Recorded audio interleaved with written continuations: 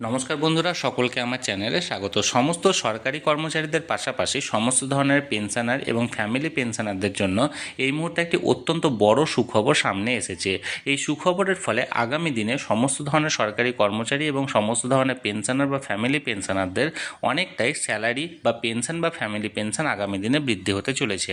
কি সেই সুখবর, সুখবরের ফলে কতটা লাভবান হতে চলেছে একজন সরকারি কর্মচারী বা একজন পেনশনার, সকল কিছুই আজকের ভিডিওতে বিস্তারিতভাবে আলোচনা করব। ভিডিওটি অত্যন্ত গুরুত্বপূর্ণ, তাই প্রথম থেকে শেষ পর্যন্ত অবশ্যই ধৈর্য সহকারে দেখবেন এবং ভালো লেগে থাকলে অবশ্যই একটি লাইক করবেন এবং সকলের সঙ্গে শেয়ার করবেন। আর সেই সাথে এই চ্যানেলে যদি প্রথমবার হয়ে থাকেন এই রকমের ইনফরমেটিভ ভিডিও আরও দেখার জন্য যারা এখনও পর্যন্ত চ্যানেলটিকে সাবস্ক্রাইব করেননি তারা অবশ্যই চ্যানেলটিকে সাবস্ক্রাইব করে নিতে ভুলবেন না।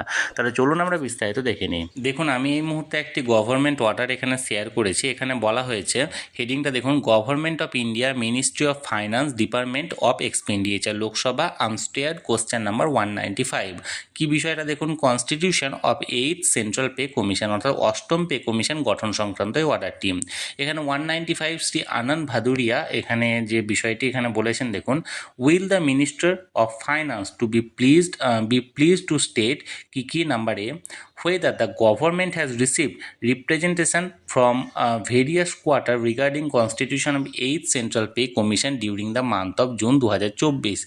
If so, the details thereof and the action taken thereon, representation wise, and the time by which the government would constitute 8th Central Pay Commission for revision of pay or pension of central government employee in view of unprecedented inflation in the country.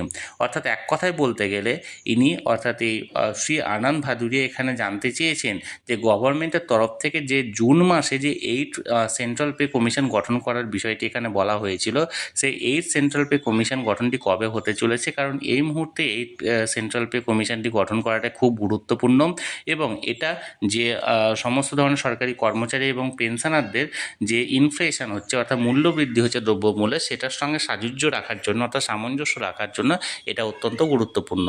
তাহলে বন্ধুরা, কেন্দ্রীয় সরকার তাদের কর্মচারী এবং পেনশনারদের জন্য যে অষ্টম pay commission, সেই অষ্টম পে কমিশন গঠন করার উদ্দেশ্যে এই মুহূর্তে এক ধাপ এগিয়ে চলেছে এবং এটা মনে করা হচ্ছে খুব তাড়াতাড়ি এই অষ্টম পে কমিশনটি গঠিত হতে চলেছে সমস্ত সরকারি কর্মচারী এবং পেনশনারদের জন্য।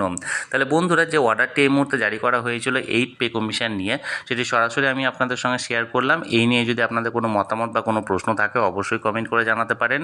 আর এই ভিডিওটি ভালো লেগে থাকলে অবশ্যই একটি লাইক করুন এবং সকলের সঙ্গে শেয়ার করুন। আর সেই সাথে এই চ্যানেলে যদি প্রথমবার হয়ে থাকেন এই রকমের ইনফরমেটিভ ভিডিও আরও দেখার জন্য যারা এখনও পর্যন্ত এই চ্যানেলটিকে সাবস্ক্রাইব করেননি তারা অবশ্যই চ্যানেলটিকে সাবস্ক্রাইব করে রাখুন। ধন্যবাদ, দেখা হচ্ছে পরের ভিডিওতে।